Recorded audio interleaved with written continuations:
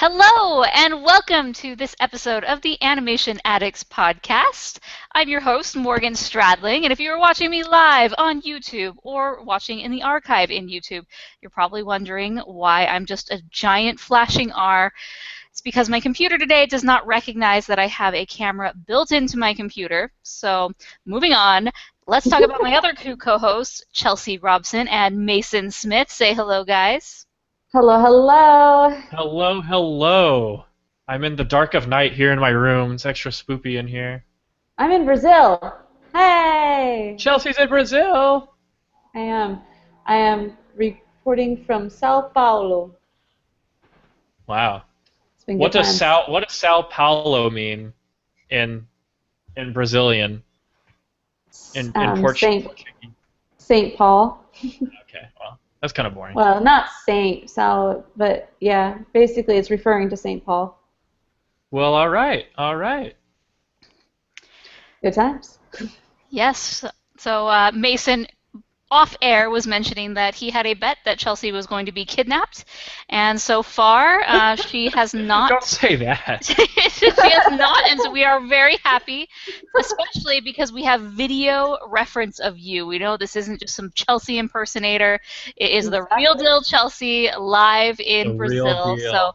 And it's much later in Brazil right now. It's 10 o'clock. We're recording this, late afternoon, early evening. So we appreciate Chelsea taking the time to sacrifice and talk about a very fantastic movie, in my own opinion, Kubo and the Two Strings, which is going to be our main focus film today. I'm very excited to talk about it.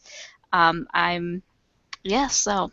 Kubo, man. Yep, that's right. Animation Addicts podcast, where we sit down like three nerdy animation-loving friends and talk about what we love about animation. So, this is your first time listening. Welcome. If you're a recurring listener, welcome back. Hey. And of course, all this awesome video gadgetry is brought to you by our wonderful patrons. You should totally check out how to be a patron subscriber at rotoscopers.com/patron. It's a good deal. It is Excellent a great deal. Plug. All right, so let's jump into talking about our main discussion, which is the newly released Leica film, Kubo and the Two Strings. So, of course, spoiler alert, if you have not seen the film yet, you might want to exit here, because we will absolutely be spoiling the film, talking about the ins, the outs, everything about this film. So I highly recommend seeing this film, coming back and pushing play on the podcast again, because it's just too good not to miss out on. This film actually does not come out until October in Brazil, so Whoa! we are really jumping the gun. So you haven't even seen it? I've seen it. No, Oh, okay. and actually we were able to see the. Oh, you were able to see the test screening or pre-screening. It was pre-screening? like the night before I left. So. Oh, you Arizona Christmas folk get so time. lucky. I've only been to one. I've only been to one advanced screening, and that was for Brave, and we had to go to like the most ghetto movie theater in Austin to do it. But it was free. Since then, I have graciously turned down Morgan's offers for advanced tickets in Texas so that I can watch the movie with the common folk. And do you know what happened when I saw? Do you know what happened when I saw Kubo and the Two Strings yesterday? Tell us. I'm sure it's amazing, because Mason always has the best experiences at the theater. Do you guys? All right, you guys. For those of you who watch the podcast, I get very excited and very passionate about my theater experience. I am a hardworking, free-thinking American, and I have a constitutional right to enjoy my movie when I go to the theater. And so I frequently tell these horror stories about people who were disturbing everyone in the theater, or crying babies who shouldn't be there in the first place, or some guy who laughs at all the jokes like he's on ecstasy. I did not have a single problem. It was the perfect screening. It was 1:50 p.m. In the afternoon, and I had absolutely no problems. It was the most pleasant movie experience in my life. You know why? Nice. Because I was the only person in the theater. That is both good yet bad. Yeah. It's not. I was a little creeped out, actually.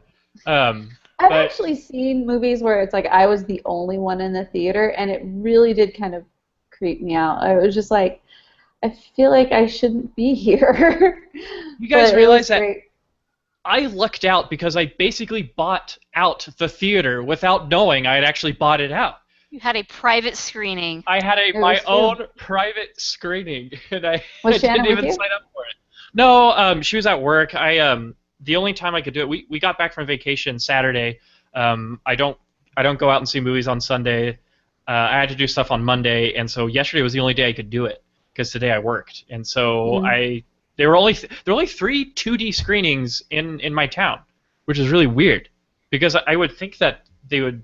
I don't know. I guess it's competing with a lot of other films. Like a bunch of new films probably came out while we were on vacation and kind of bumped it out. But yeah, only 3 screenings available for the entire day, so I had to go to the one in the middle of the Oh, day. wow. Yeah. Well, so you saw it in 2D then? I saw it in 2D. I don't like to see 3D films because I'm not a loser. I'm just kidding. Because they give me a headache. They kind of disorient me. And Shannon doesn't like them either, so I tend to go to the 2D screenings. Yeah, so I have a choice. I go regular, but we saw this in 3D, and I didn't How, think it really added much at all. I didn't think that What there were was a the lot of It things. never, it never does, it seems. It's just such a gimmick to get in a few extra bucks. Right. It could either be like, oh, we're not trying to make this 3D. Like, you can watch it in 3D if you want. Or it could be like, see it in 3D because we have stuff flying at the camera, you know? And in which case the gimmicks kind of detract from the entire experience. But anyway, QED, it was the greatest movie experience I had. The only thing that would make it better if I had my darling Shanna by my side. So it was just about perfect. Because I was the Aw. only person there. Well, good. Well, this kind of leads in empty theaters. Let's talk about how this film has done, the box office and whatnot. So, but before we get to that, let's just talk about some general statistics about the film. So, obviously, we have Kubo and the Two Strings. The studio is Leica, which is based in Oregon. This is their 4th film that they have done so far, their fourth feature film. The directors are Travis Knight, who is the president and CEO. This is, I believe, the first film that he has actually directed. All the other films, he had other directors. And I was listening to an interview that he did with the Bancroft brothers, and it was a fantastic interview, so I will link that in the show notes. But he was just talking about he was kind of waiting for a film that really spoke to him and he could really, feel confident in directing. And I think he did a fantastic job. Mhm. Release date in the United States was August 19th, 2016, so it's been about 2 weeks since it was released. And the budget is $60 million. So a little lower than what we're used to for films released nowadays. Domestically, unfortunately, it has only made $26.5 million to date, which is not necessarily the best. That's just domestic. As far as foreign releases, it has 2.7 million internationally, putting the worldwide total at $29.2 million, which I am just, to be honest, shocked to see such Yeah, a I am low box office grossing for this. I was very disappointed that opening weekend it didn't even break the top 3, and it just hasn't resonated with audiences, which makes me so sad because I went into this and I was thinking, meh, I don't know, I'm not too pumped, but I'm optimistic because it's Leica, and this I think is one of my favorite Leica films to date. Oh, Mhm. man. It's my favorite, hands down. For sure. Oh, I don't know. Coraline's tough to beat. Yeah, I think it's better than Coraline, actually. To me, this felt very much like a traditional fairy tale, where it was something that you could almost read in a children's book or chapter book, or just kind of the traditional fairy tales that we grew up knowing, like whether it's the European fairy tales or some of these more Asian fairy tales. It just felt like this could have been a story that had been told for a long time, eons. But so let's just start off. Why do you think it hasn't resonated with audiences yet? Because they're lame. Because they are lame. Yes. Well, as mentioned before, it has not been released in a lot of countries. So as far as the international statistics. It's a very low number just because it hasn't been released in a lot of places. But well, it's been released in, some kind of, Australia, Hong Kong, Israel, Malaysia, Netherlands, New Zealand, Peru, South Africa, Spain, Taiwan, Ukraine, and Vietnam. Okay. All doing less than $1 million. And those were all released on the 28th, which was just a few days ago. So. Yeah. I don't know, man. Do you think it's been mismarketed? Because I know it kind of had a transition from Kubo and the Two Strings to Kubo. Yes. Everyone loves Kubo, and then they do what it's so cliche how they do this in movie trailers where they say the name of the main character and they'll do a montage of characters saying the name of the character in the film. You know exactly what I'm talking about. Kubo, Kubo, they did it Kubo. for Shrek. Yeah, they did it. Kubo, Kubo, Kubo. Yep. They did it with Shrek. They did it with Kubo. But yeah, I've seen that they do that, and they switched the imagery from Kubo with the guitar to Kubo with the sword. And actually, there are movie posters that show Kubo with the sword unbreakable and Monkey with the sword unbreakable also. So it's like a disconnect. So like swords everywhere. We gotta have swords. Yeah. No kids are gonna want to watch a show about a kid who fights with a guitar. Yeah. I did notice that too, that in the trailers they had just shortened it to Kubo, but the film, its official title was never shortened. It was just in the advertising. They didn't really want to get into the whole, and the two strings. It was just, Kubo's cooler, it's easier, it's shorter, let's just keep the attention span. Yeah, and I thought the marketing for the most part was pretty good. I thought that especially shortening it to just Kubo, I noticed because I paid attention to that, but I think I couldn't see anything wrong with the trailers. And so does this bring up the basically discussion that stop motion just doesn't resonate with audiences anymore? Because a week prior to this was the release of Sausage Party, which is the Seth Rogen R-rated comedy, which completely took the world by storm and actually has done quite well. It's done really well. Compared to this. So let's see, as of... Well, it's just getting, it's just getting the Seth Rogen crowd. It's yes, just like but he's got a fan base, Yeah, totally. So Sausage Party has been out a few weeks, and it's at $90.6 million, according to Box Office Mojo. Significantly better, basically almost 4 times what Kubo has done, just with having an extra week in there, obviously. But yeah, it's funny because, you would look at a film like Sausage Party and think, oh, wow, there's a very limited audience for that. But then again, maybe not. I was interested to see how Sausage Party would fare with people who normally wouldn't go see animation. And apparently they liked it quite well. And then we hear on the other side, we have Kubo and the Two Strings, which, is, I think, a bit more of it's more of a broad story. I feel that it appealed to more people than some animated films that are released. Let's say Norm of the North, or some of these ones that come off as very kiddie. Even The Secret Life of Pets.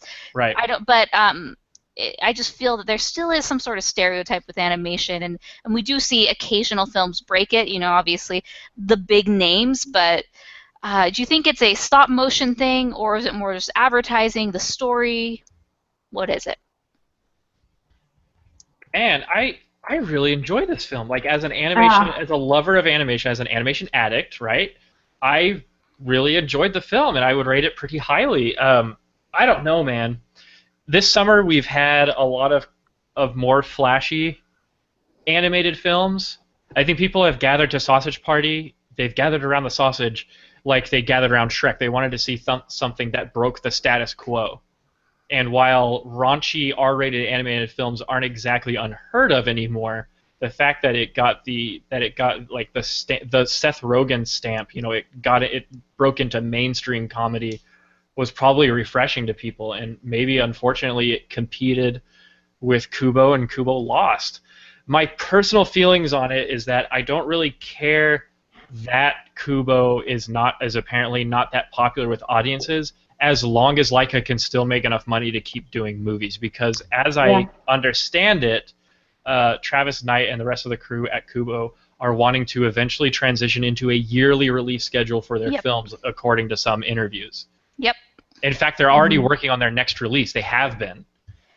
for a while, apparently, a little while apparently, and so I really hope that they can keep up that schedule, and for that reason, I do want Kubo to succeed, but I don't need, for something that I feel really passionate about, that I love a lot, I don't need to feel validated by having a lot of people like it too. But I do worry about the company. Yeah, if they are wanting to stick to, or to begin doing a yearly release schedule, their films have to produce the revenue and the profits to make these endeavors worth it. And so that's basically what it comes down to it. It's a film that's so good, and I hate to see it do so poorly, because that means that the future of these innovative films that tend to come from Laika, or that have come from Laika, are hanging in the balance, it seems. So hopefully, Chelsea, your Brazilian fellows will, come to this in droves.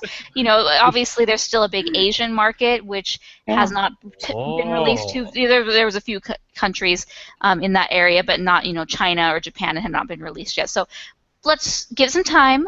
But in the meantime, let's dive into the film and talk about what we thought about it. So I think we are all generally positive based on our first thoughts and kind of how the conversation has gone.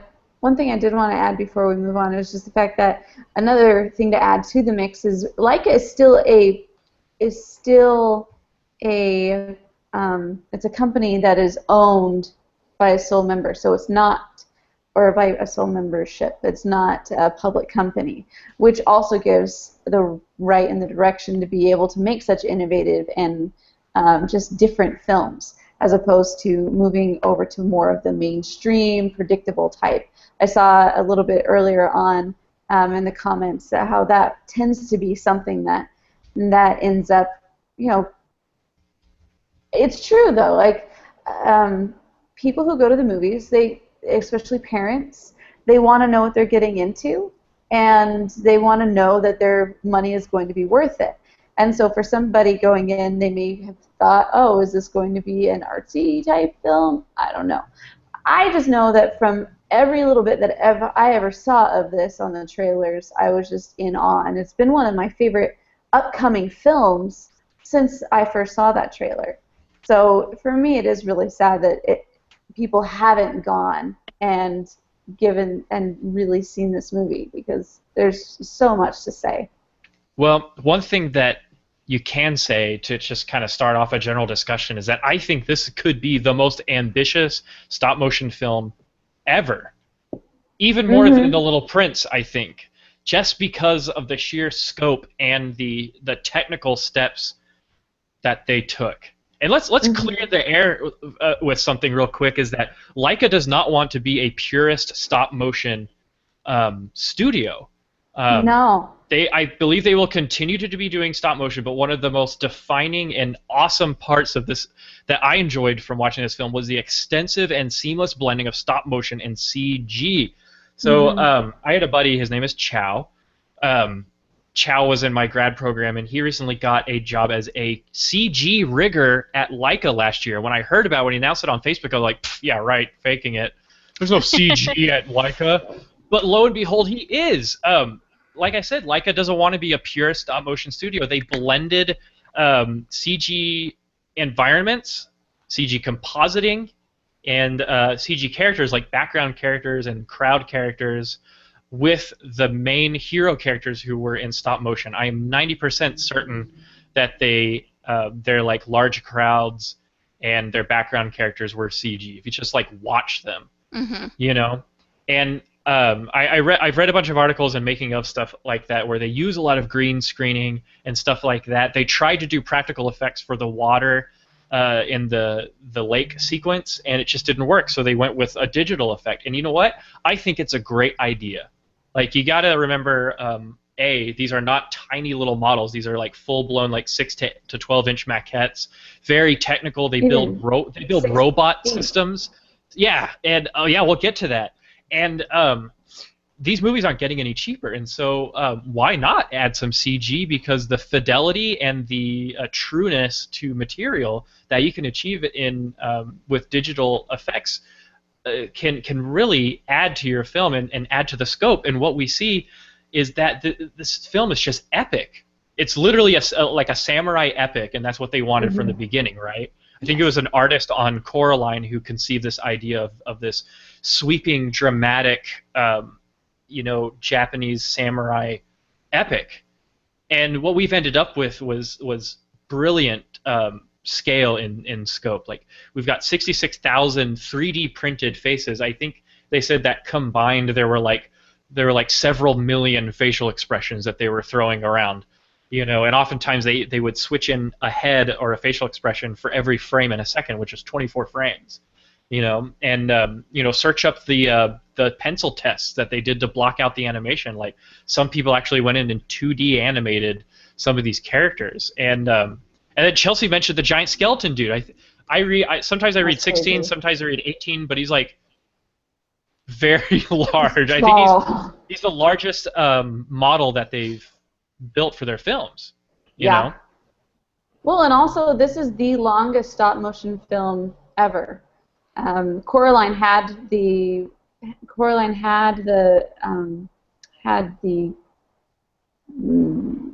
record prior, but this one beat it out by 1 whole minute of footage. So, Wow, 1 whole minute. which is And a then lot. And then they had the whole closing credits, which were 2D animated. Really interesting. But yeah, I think, like, it depends on which article you read, but sometimes it says they got away with producing 2 full seconds of animation a week. Others are like, some other articles say close to like 4 seconds of film created every week. And God, what a production schedule! Like, such hard work, much length, such long. Wow. Such long. Such long. Yeah, long. I've been watching some behind the scenes videos of this, and if you stayed to the end credits, you obviously got to see a little taste, as Leica always does in their films. And just again, I say this every single time. I am so blown away by this process of stop motion, and really, really admire and look up to the artists who have to think of everything, and not only think and model and move everything that's on in the scene, but also make sure to get it right and don't mess up, because that's a lot of work to go back and redo. When in CG or even 2D, you can maybe just tweak this one little part, but I mean, if you mess up a scene, you mess up the whole scene. You can't just go back and fix the one character, but perhaps you can, but it would be like very chunks. intricate, and I love it. So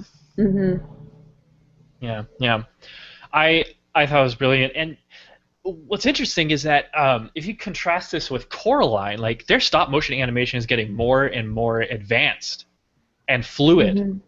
Like I said, they've got all sorts of technical, physical rigs, like robots, armatures, etc., that they use to move the characters. I saw a demo of an artist working with the cape of one of the sisters, and it had this very it had some sort of wire or some sort of structure underneath to where she could just bend it and it would hold that position.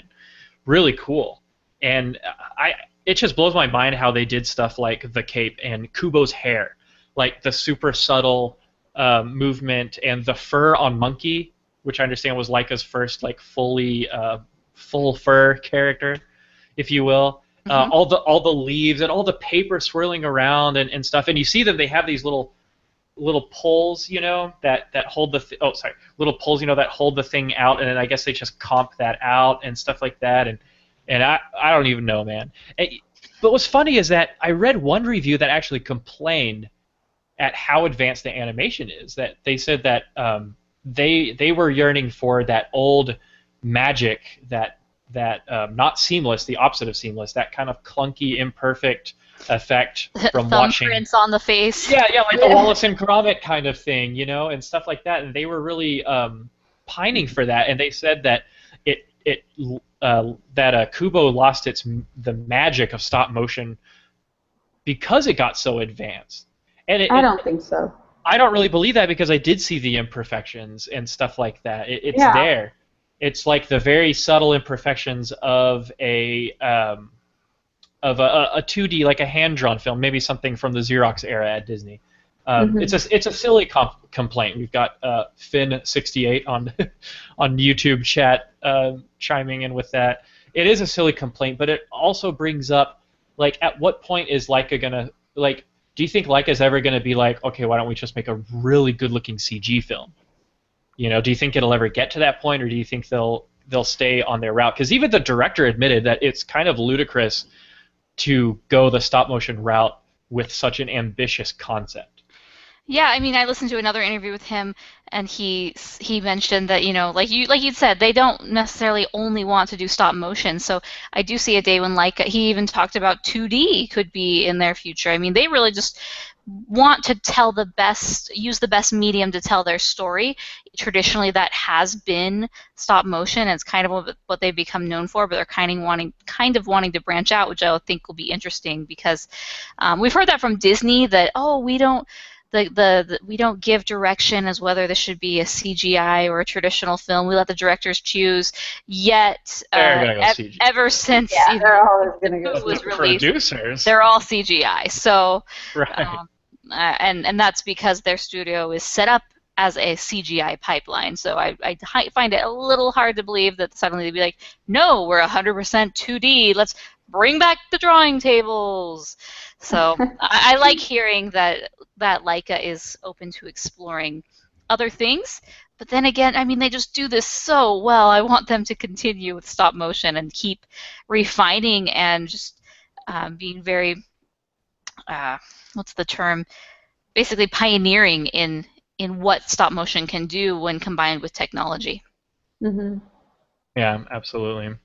So I was kind of thinking about how we could structure this episode, and I noticed that the film, it's kind of like an Odyssey type setup where the hero and his partner, they go to a sequence of places trying to find some things, and they meet some people, and so I thought maybe we could go by the characters, because the characters are very interesting in this film. Cool.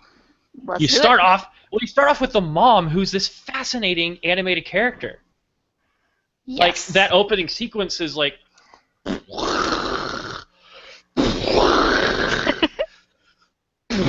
I'm just kidding. And then when she hits the guitar, it's like and the sea parts, and it's like, let my people go. I'm just kidding. I'm getting into Prince of Egypt there. Different continent. But she's so strange in the beginning because she hits her head. Spoiler alert, by the way. You need to go see this film before you partake of this podcast episode. She hits her head on the ocean, you know, and stuff, and so she gets the scar, and the baby survives, and so I didn't quite understand her situation in the first act of the film. Like, is she like suffering from dementia or like brain damage? Is that what I'm supposed to kind of get out of it?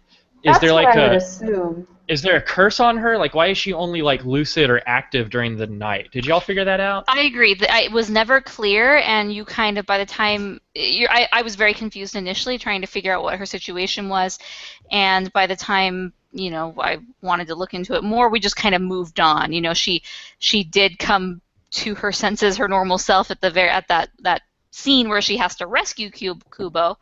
Thank goodness. Cubone.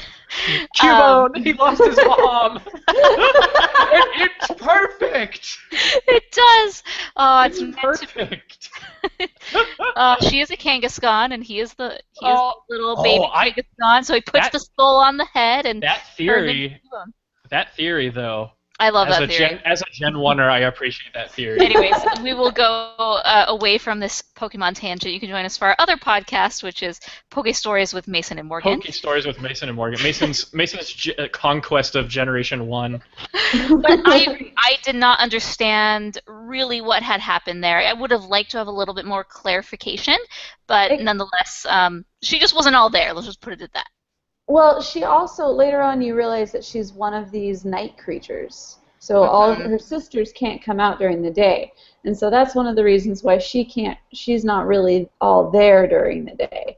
That's what I got out of it. I see. Comes alive at night as far as, like, her memory and more about her. Like, so her spirit is more alive at night when that's kind of what happens with her sisters. Her sisters don't come out until the moon is out. And that's one of the main reasons why she was like, don't ever go out into the moonlight. Because they're going to find you. They'll find you. hide your Kubo, hide your monkey, and hide your mom, because they're kidnapping everyone out here. Hide your But eyes. I liked the way that this was set up because it really put us in a situation where we, Kubo was very mature for his age, and he had to go out and basically make money for the family and use his talents and perform, and But take care of his mom to an extent. And why it can't they live in a felt normal very house? relevant for him. What? Why can't they live in a normal house? Why do they have to live in a cave? Because Because it's they so can't much afford it. cooler to live in Pride Rock above everyone else It than was in Pride the Rock. dingy village. I love it. Dingy village. Well, and also like he only gets paid so much, and he's the one that's taking care of them. He can't afford to get a house. Seriously, with interest rates these days, forget about it. Seriously. Mm-mm. Yeah. Actually, they're quite low today. But So back then. right off the bat, I like Kubo. I think he's a cool protagonist for an animated film. Missing one parent, so check that off the list for mandatory Animation tropes. animation tropes. He's kind of funny, like he's kind of a jokester, Mm-hmm. And I will admit he's one of those animated characters that does not seem to have any flaws, and so you kind of miss out on that plot point. You know how they do that? Kind of like the Aladdin thing. Like, he's a great guy, but he told too many lies, But it's still refreshing that there was no "you lied to me" moment. So he's definitely a different character. Do I like him more than Norman from Paranorman? I don't know. It's hard to say. But he's got the coolest guitar ever. It makes origami things magic. Seriously, like his storytelling was so cool. I just thought that was fantastic. Oh, we should have. Moving around. It was every moment. I just thought, oh my gosh, somebody did that. I loved all the Japanese elements of this story. Obviously, origami played a part, but even the look and feel was designed after famous Japanese woodblock prints. Specifically, there's a very famous one called the Great Wave of Kanagawa, where it's basically, when you think of Japan, you think of this wave, right? And in that very initial scene with the mom, they wanted that to mirror that famous woodblock print. But I really love the design of this film, and I know we're not really talking about that, but the origami sparked it. I just liked the very traditional elements that they included to kind of make this feel very native and real. Well, they do kind of go into that. It goes into that paper-mation realm, like that, what they did with Little Prince, and so I thought that was pretty cool. Now, I do not know why Kubo's guitar is magic. I don't remember why he has that guitar in the first place. His mom had it, and she had the Pick of Destiny, that that kind of did the thing, and did the thing with the wave. Your guitar does that whoosh thing. I think this is basically how I explained it all in my head. She's magic, and she can endow certain things with magic, and so that's how like his wings, like his robe. Like his robe, yes. Like, so she took different parts of her magic and endowed it into these objects so that he could have it, as opposed to not having it later. So that's what I got out of that, and then. Later on with the 2 strings, it's like even more magic because it's memories of her and memories of them together. Like the dad and the mom. 2 strings are. So, you didn't know that? I was going to bring this up later, but I got to the end of the film and I was like, what are the 2 strings exactly? Like, there was supposed to be 2 strings I was supposed to be looking for. So there were 3 they were strings. The bracelets? There were 3 strings initially, yes. Yeah. And so then, so the whole time I'm sitting here, I'm like, this movie is called Kubo and the 2 Strings. Why are there 3? And so that kind of gets you thinking in the back of your head. And then the bracelets, the hair of the mom, and then the dad, he uses those bracelets to become the new strings on his guitar. So it even more power because it's family. Family power. It's like Scott Pilgrim, where he uses the power of love and then he uses the power of self-respect, and it's pretty good. The power within. I like it. Good time. So I love a good animated film where they're like, here is the world that you live in. Here are the rules of the world that you live in. Don't ever break them. And what happens 5 minutes later? Oh, I'm late. I'm never gonna get home by sundown. And then what happens? Kubo. Oh my gosh. The sisters, voiced by Rooney Mara. I have no idea who she is, but she did awesome.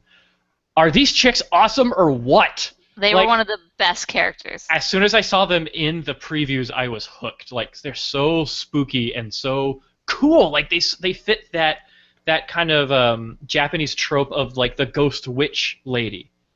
It's like they perfectly combine Japanese ghosts with Western witches. You know, Oh, yes. Down to the hat. Their design is amazing because they have these almost kabuki-like mask faces, and so when they're talking, their lips don't move because of this mask or whatever it ends up being, and it's just so creepy in how they are designed that it's perfect. I loved it. It's classic Leica.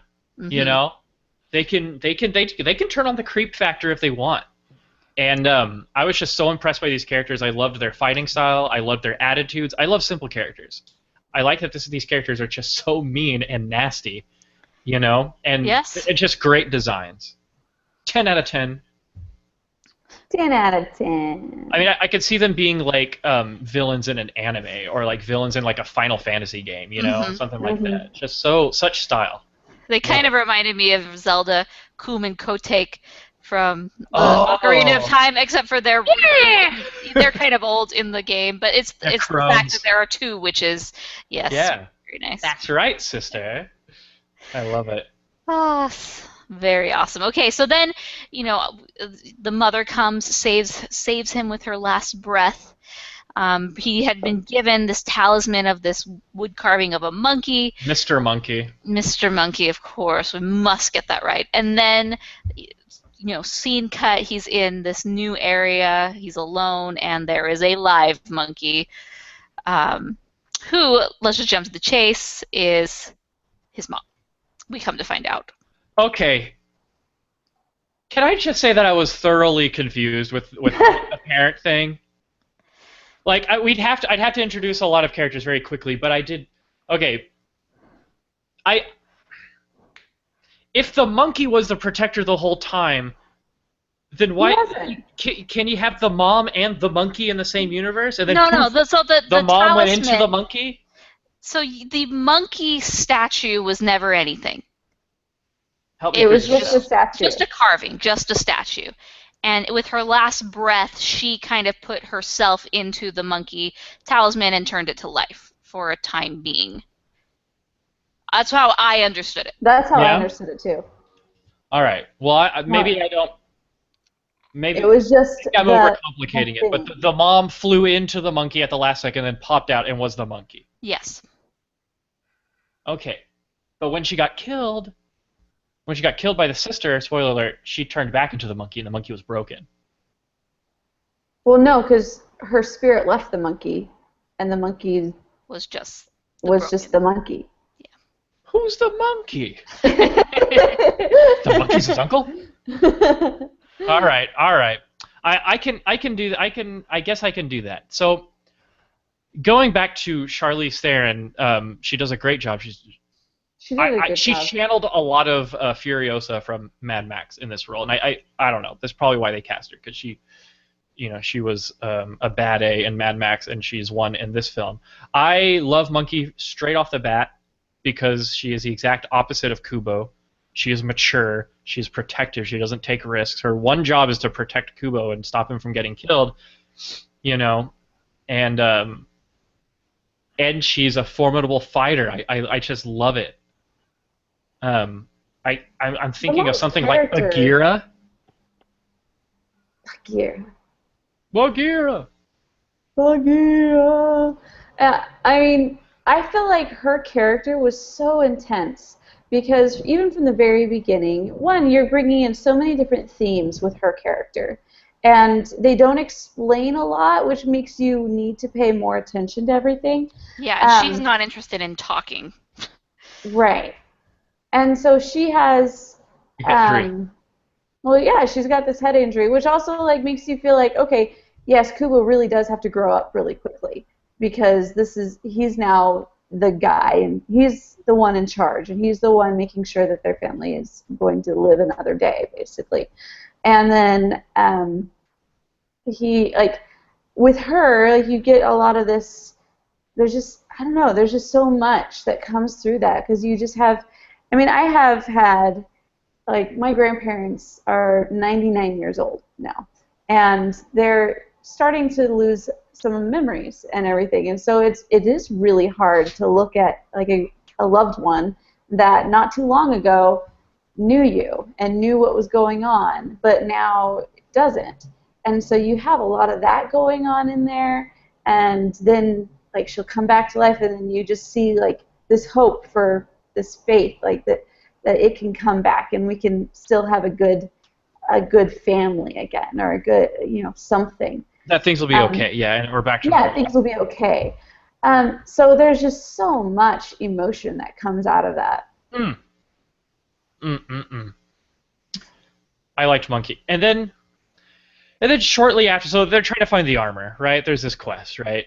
Right. And then shortly afterwards, we're introduced to, in my opinion, was my least favorite character and the least effective character of the film, which was Beetle, voiced by none other than Matthew McConaughey. It's his first animated film, folks. Don't be so hard on him, but man, did he lack charisma and believability in his character. In my opinion. I don't know what y'all thought. Why do you feel that way? I mean, there's not much that Matthew McConaughey can do except be Matthew McConaughey. I was watching a Lincoln commercial by a guy, by a samurai beetle dude. I guess I was too invested in the story that I did not actually recognize it was Matthew McConaughey until there was a point midway through, his scenes where I was like, is that Matthew McConaughey? And I didn't think much of it. And then in the credits, they showed his name, and I was like, yes, it was. I knew it. Mm-hmm. So, I mean, obviously, it was very obvious, but I was really invested in the story that I didn't really think about that. Yeah, I don't know, man. I tried to get into him. I didn't feel taken out of the story by it. I felt like he and Monkey, like the conversation and the back and forth with them, I felt like that. I liked that. I liked that. It was I feel it was very well done, and just kind of that, like watching that banter. Watching Beetle and Monkey interact. You know what it reminded me of? Me and Shanna. I'm totally Beetle and she's totally Monkey. I loved it. I loved that dichotomy, and when they start flirting, I started suspecting, but we'll get into that in a second. Yeah, we will get to that in a second, so I will hold off on my comment. Yeah, but I love that Beetle was a formidable fighter. I love that he had this theme of memories, right? Because it's important that he had his memories taken away from him. But he can't remember it. All he knows is that it's the Beetle clan. Oh, I'm destined to be with this boy. I must protect him. It is my quest. It's like, he's kind of a goofy paternal figure. And so let's just go into that. First of all, Kubo, your mama's a monkey. I started figuring this out pretty early, that the monkey was actually the mom. Mm-hmm. Yes, I think that they made that much more obvious than the dad, but I feel like because if you were already catching on to the mom, then you started to catch on to the dad. Here's my problem with how they revealed the dad to be the Beetle.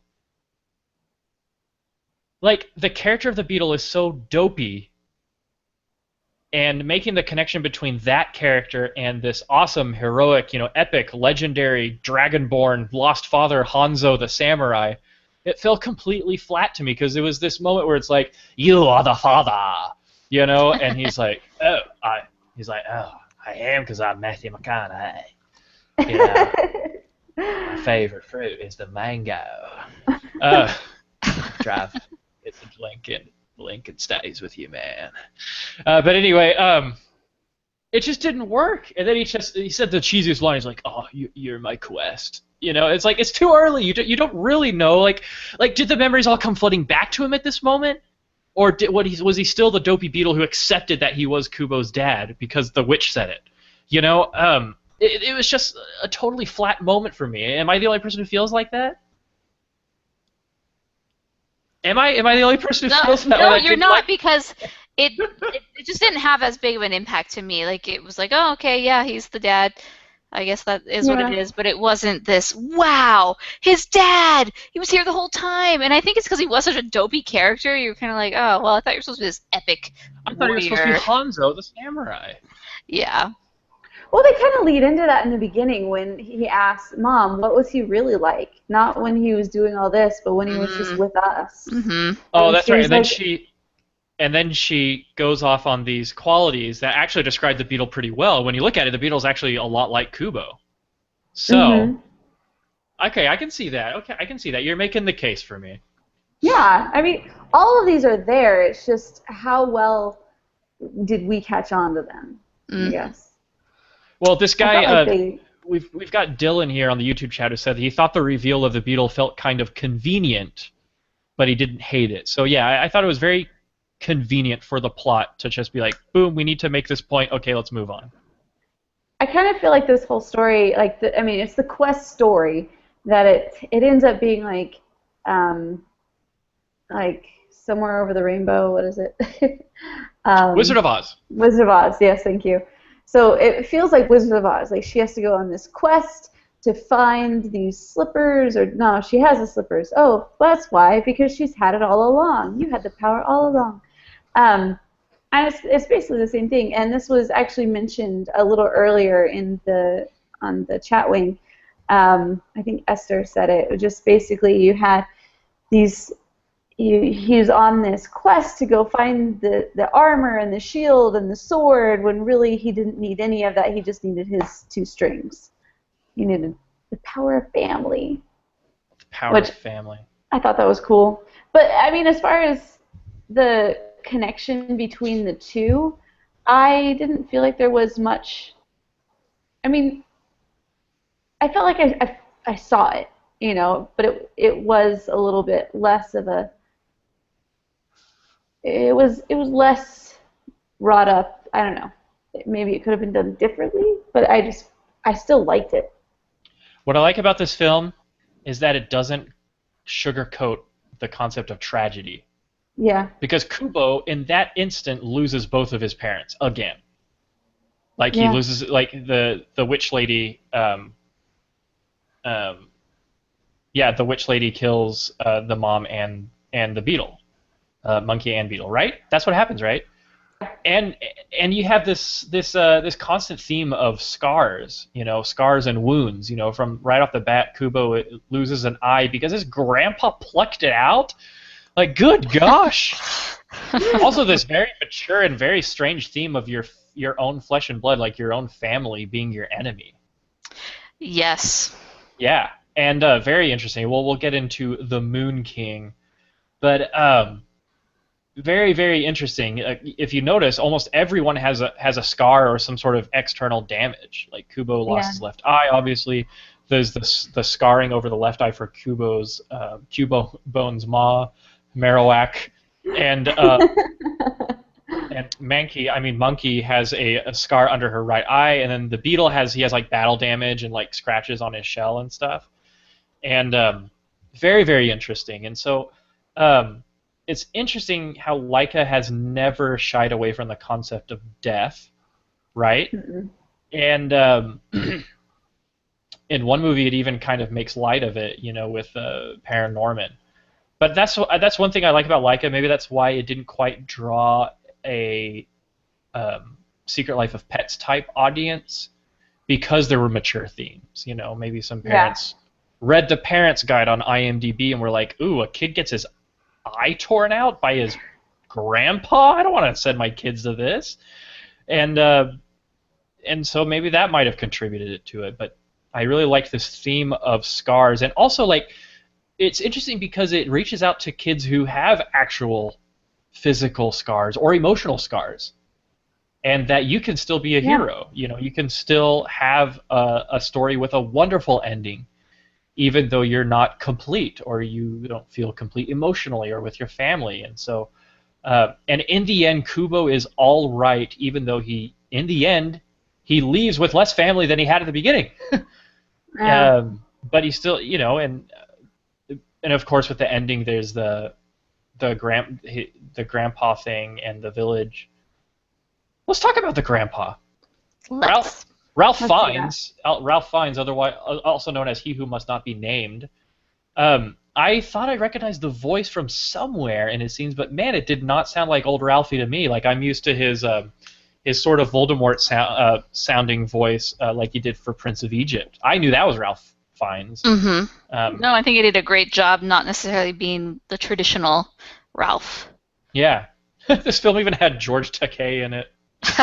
He was the only Asian person who actually voiced a role. Anyway, so the Moon King.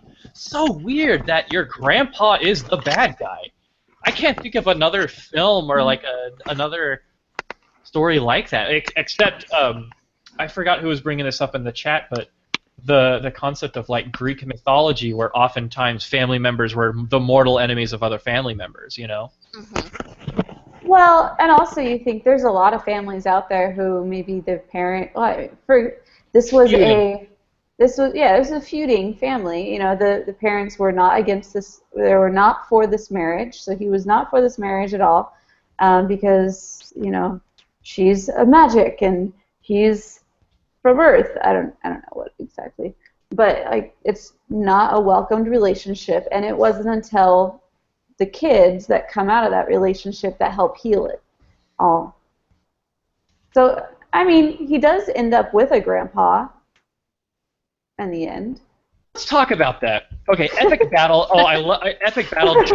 Giant colossal serpent. You gotta do the slide underneath it and cut the belly. You gotta do it. You just gotta do it. It's mandatory. But really interesting how they resolve his character. So he becomes mortal again. Spoiler alert. And he loses his memory. And this was like. Ethically, I sort of had a problem with how they handled his situation. So the village shows up, and he's like, I've forgotten who I am. Like, I've forgotten my story. So they're like, oh, okay. So they write him a new story, and so they pretty much brainwash him into thinking he's the most kindest, model citizen, generous man in the village, and that everyone loves him for it. He's like, oh, okay, well, I guess I'm a really great guy, so I guess that's what I'll do. And I'm like, it's like I want to say that there's something wrong with it, but like it sounds so weird to say that I have a problem with how they basically forced him to be the good guy. I love characters who were bad and turned good. Kane from Final Fantasy IV, classic, you know, and other films, Ants. I don't know, Toy Story 3. I'm sure there was something like that. I don't know. There's all sorts of movies that they do that. I love characters that started out bad but then ended up good. But this was like a character who started out bad and had no redeeming qualities and then had redemption forced upon him. Yes. And if you know what church I belong to, I don't necessarily like having redemption and salvation forced upon me.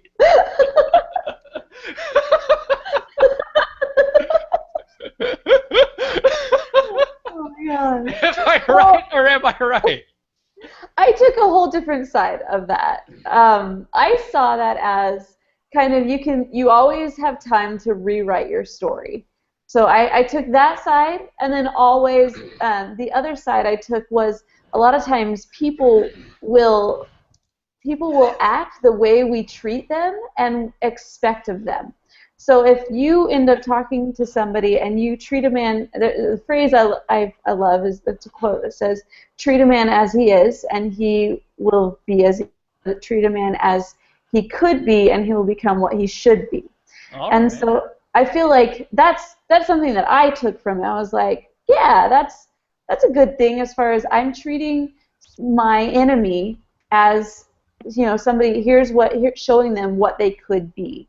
And then them having that choice and having that opportunity to take that road. Okay. So they're kind of helping him to rewrite his own story.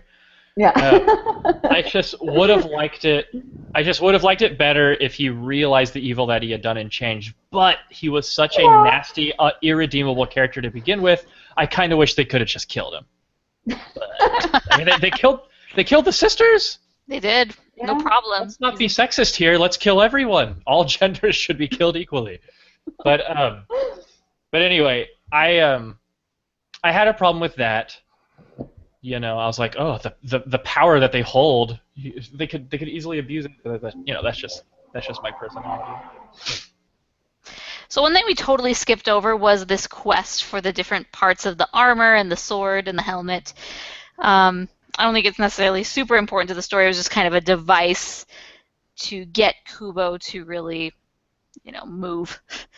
The Wizard Yeah, of we Oz. gotta move this plot. Yeah, we got to move you along from point A to point B. Introduce you to some new people along the way. Or else he would have just stayed in Kokiri Village all his life, you know. Right? Oh, another kind of, if you will forgive me waxing a little philosophical, and I want to get y'all's opinion, is the whole concept of what the grandpa wanted was that he didn't want to kill Kubo. He wanted him to be raised to be like him. This yes, as the mom put it, this idealistic, perfect, cold, emotionless deity, like the mom's sisters. And it's an interesting thing because it kind of reminded me of Song of the Sea, where they gave the characters the choice of making all their pain go away, but they would they lose their soul in the process, or would they become less human in the process? And so I guess we've got that kind of I wouldn't say a golden compass type vibe from it, but just like the defiance of the ideal of losing your humanity and the cost of being without heartache and without human frailty. It's really interesting. Mm-hmm. It's a lot like that mythological thing where it's like you can be a god or you can enjoy something that the people in Olympus can't enjoy, which is the human experience at the expense of your immortality or something like that, It's interesting. Mm-hmm. Yeah. I'm reading through the chat here, and Esther brings up a good point. Yeah, read that, yeah. Basically just saying that nobody really sees himself as the bad guy, and that's for sure. And so, it's, yeah. Well, read it out loud. Okay. Well, go ahead and read it. All right. She says, I actually thought it was frightening and brilliant how the use of eyes and sight represented seeing the imperfections of the human realm. Getting another Snow Queen vibe here. Ice shards in the eye. We see taking away Kubo's sight as something awful, but the grandfather saw it as removing his flaws, i.e. his mortal shell. In some twisted way, he wanted his son to be a part of his family again, wanted Kubo to join him in the heavens. Kubo remains firmly mortal and proud of it. Join the dark side, Kubo. There's no sushi, but we have the moon. So yeah, I definitely see that as you're wanting to validate yourself and bringing somebody over to your side when really this whole process was just as much for the Moon King as it was for Kubo. Mm-hmm. So, indeed. there you go. Well, clap for well Esther. said. Yes. We have such great contribution on our chat. See, the thing is, that in the really chat, is. there's so many great conversations happening, and I can't keep up. I'm trying Yeah. to stay focused on you guys and be really involved in this conversation while And have really- one little eye looking over there and totally agreeing with their conversation. Yeah, there's just lots going on. So if you haven't been able to join us live yet, you definitely should, because it's really, really great, all the different conversations that are happening, both on the camera and then in the chats. So you don't want to miss out. It's really hard to pay attention to me, so, and I demand a lot of attention. So props to everyone here. Yeah. So So for all who's joining late, be on time next time. If I was to kind of wrap up my feelings for the film, I would say that the opening was brilliant. The journey was very entertaining. The ending was a little abrupt. But in all, this is my favorite Laika film. It actually surpassed Coraline for me. Sorry, not sorry. But I really enjoyed it. I love where Laika is going, and I just hope that they can keep making the films that they want to make, and that their revenue keeps coming in to where they can make this happen. Yeah. I hope so. Man, I love Leica, and I want them to be able to get so much. And I hope that this actually becomes something like, I mean, we're talking about how parents may or may not want their kids to watch this because of the, blood and guts and flesh and flying. But like, I don't know. I guess some of these movies growing up were some of my absolute favorites. I mean, you got Secret of Nim, which was like super dark, and then I always, for whatever reason, not sure exactly why, but I always loved The Last Unicorn. And there's just these movies out there. There's these movies out there that they just make you think, and they just make you. It's just so different from what normal movies of today come out. I mean, there's just The Secret Life of Pets is the best. Is the best antonym of what this movie is, I guess. Yeah, absolutely. I mean, not that I didn't like Secret Life. It was cool. But it was like this one just had that flair, that spark that I was like, yes, something that I can sink my teeth into and think deeply on. I appreciate it. Thank you, Leica. Sinking. I'm sinking. What are you sinking about? If you haven't seen that YouTube video, please look it up. So, I look. Sorry, I was typing. Darn chat getting us all confused. Did you talk about this theme of scars? I did not know. Okay, we'll see. I clearly was focusing on the chat while you guys talked about this grand theme. Okay, cool. So you zoned out during an entire Mason rant. Man, it's hard to do. Never thought I'd see the day. So before we talk about our final thoughts and rating it, we did do a listener Twitter question, which I asked earlier today. I said, who's your favorite character from Kubo and the Two Strings and why? Frank Foster, whose shout out is in the chat, said the sisters because they're cool and creepy designs. Cool and creepy. The fight with the monkey on the boat was my favorite scene. Lauren Rodriguez says, did you guys review that one yet? Okay, that's not a review. That's not a character. Rosie Sinner said monkey and her cold yet caring personality to her incredible animation / design. Loved it a bits. Also, A+ Charlize.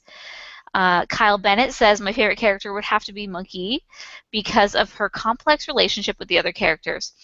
And Matt, yes, that Matt says, spoilers, Kubo. I was so moved by him forgiving his grandfather.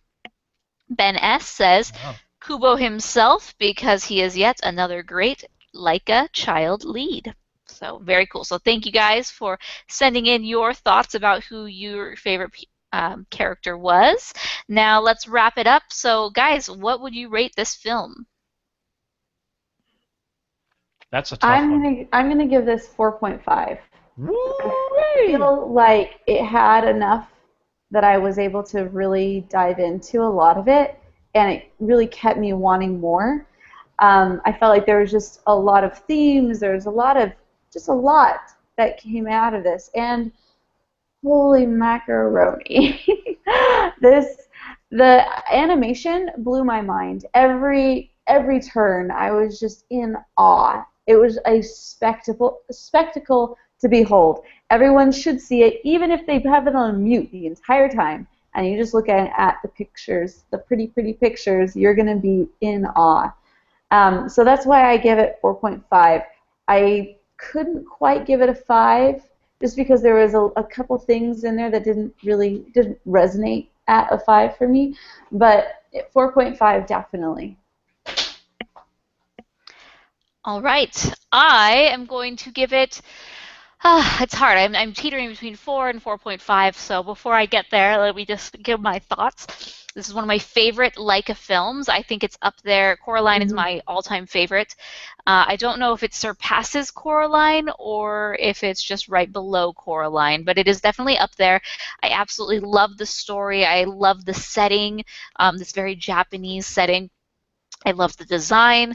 You cannot stop talking about the animation, and the story itself was very interesting. I really liked the characters. I thought that for the most part, all the characters were very unique and complex, and so for that reason, I'm going to give it 4.25 because I can't make up my mind. So we'll just 4.25. You can't do that. we will cut it in the middle, and that's what I will give this film. But yeah, I'm trying to think about replay value. Like, would this be a film that I would really like to watch again? I just need more time with it, so definitely up there. I'm here. Sorry. I'm trying to get my computer set up so I can play the voicemails. Let's see. What do I think? I'm going to give it a solid 4 out of 5 stars. Hold on just a second. I'm holding. Waiting to fade. Hold faster. So I think that it deserves a 4 out of 5 stars. There were some parts, like story-wise, that I thought were a little rushed or maybe not handled very well.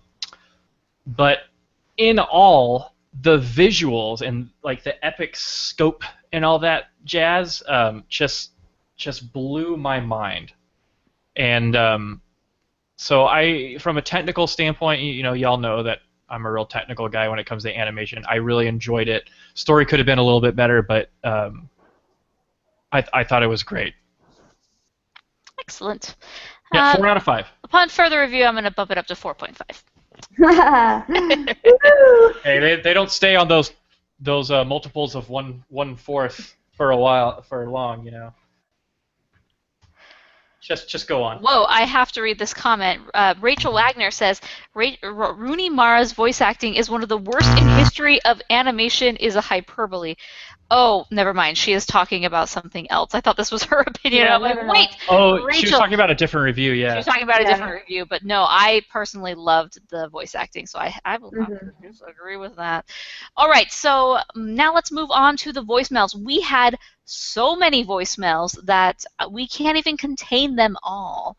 So we normally, so I am in the process of moving. Well, I'm done moving, but now there's the end process, which is getting things out of boxes.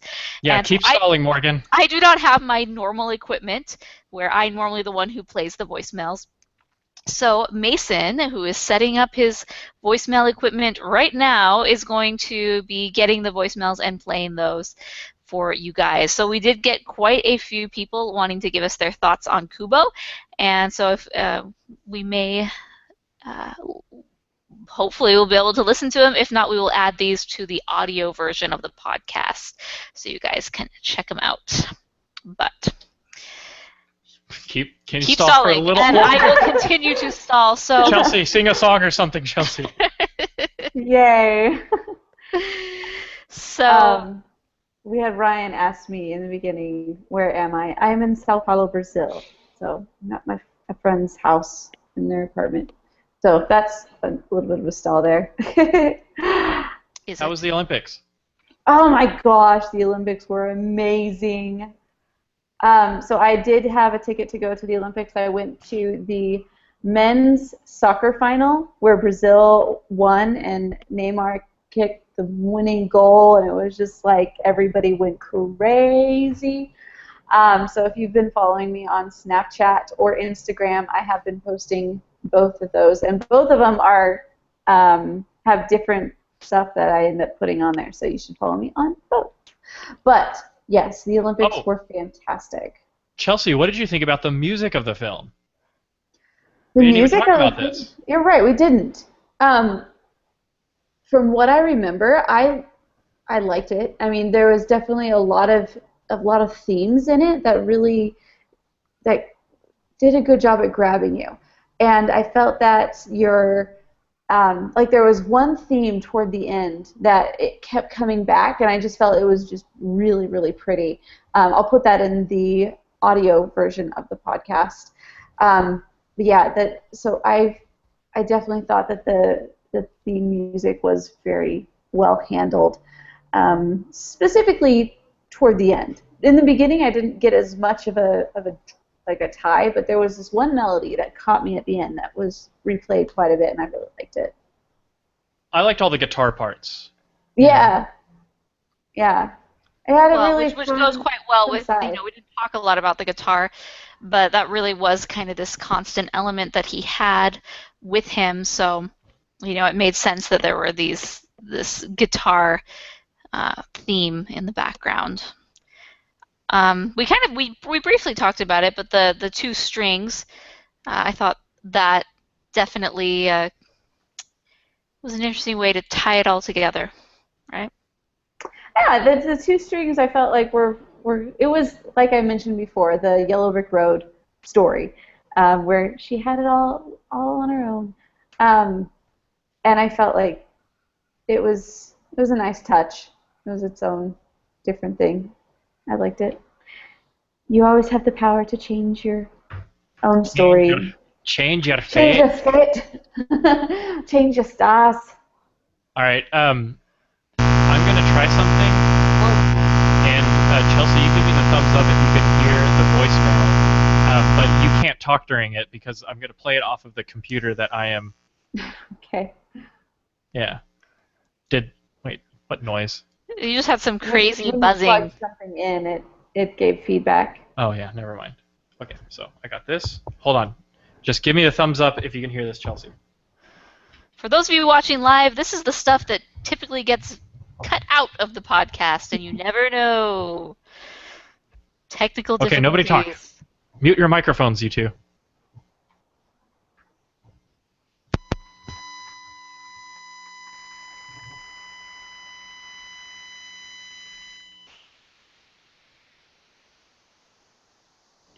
Hi, Rotoscopers. I saw Kubo and the two strings, and I loved it. I don't know if it's my hair.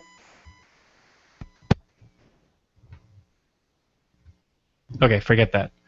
You know what? I can play it on my, I can play it just on my computer speakers. You know, we can definitely put this into the. I don't know, man. It's been doing this for like 10 minutes now, so I can't get this to work. The blue screen of death. So I'm so sorry for everyone who has been waiting for the voicemails. Since we are having technical difficulties, we will just add these in after the fact. So luckily, most of these are just people's reviews, so you'll be able to hear those back to back to back, but we won't necessarily be commenting on them due to the technical difficulties. So very sorry. Sorry, Harry. Sorry. Sorry. Oh, Been man, listening to too many Harry Potter audiobooks. That's for sure. All right, so thank you so much for joining us for this episode of the Animation Addicts podcast. Little shout out, we finally hit 20,000 subscribers on YouTube. So thank you to everyone who has followed us and subscribed to us on our channel. That's really exciting. That is one of the many places you can find us on the internet. You can find us on Twitter, Instagram, YouTube, Snapchat, all of the places at Rotoscopers is where you'll find us. For show notes for this episode, be sure to go to rotoscopers.com/130. That's where you can comment and leave us your review of Kubo and the Two Strings if you were not able to join us live. And then also there's also great discussion that happens on those episode posts, so go check that out. You can leave us a voicemail, which by next episode, hopefully we'll be able to get to work live. But that's at rotoscopers.com/voicemails or 406-646-6575. Our next episode is going to be a patron pick, which is An American Tale. Fievel Goes West, also known as American Tale 2. So if you want to give your thoughts on that, definitely send us voicemails ahead of time, and we will make sure we can play it on the show, whether live or after the fact. It will be in there. And all the good stuff. Any last thoughts, guys? This has been a really great, fun time for me to talk. I've enjoyed the conversation, so thank you. Yeah, it's been a good episode. Also, happy birthday to our very own Sarah. Yeah, happy birthday, Sarah. On the chat like all the time and sends us voicemails. Happy birthday. Very nice. So happy birthday to Sarah, and thanks to everyone who joined us live.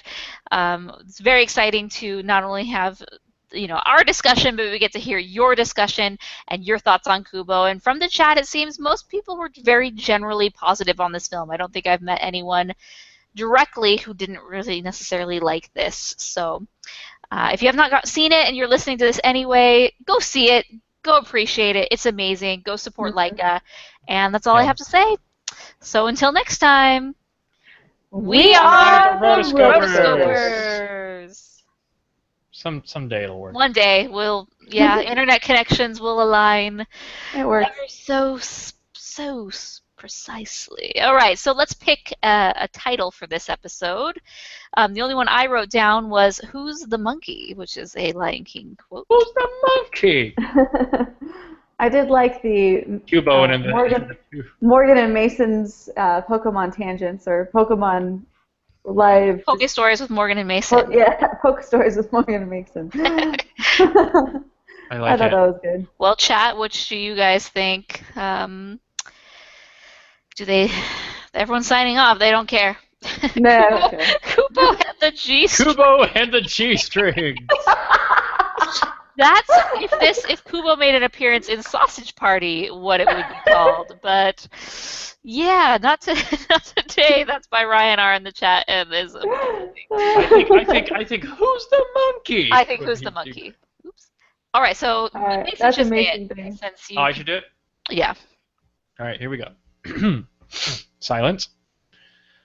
You're listening to the Animation Addicts podcast with the Rotoscopers, episode 130, Kubo and the Two Strings. Who's the monkey? Perfect. All right, guys, thanks for joining us. See you later.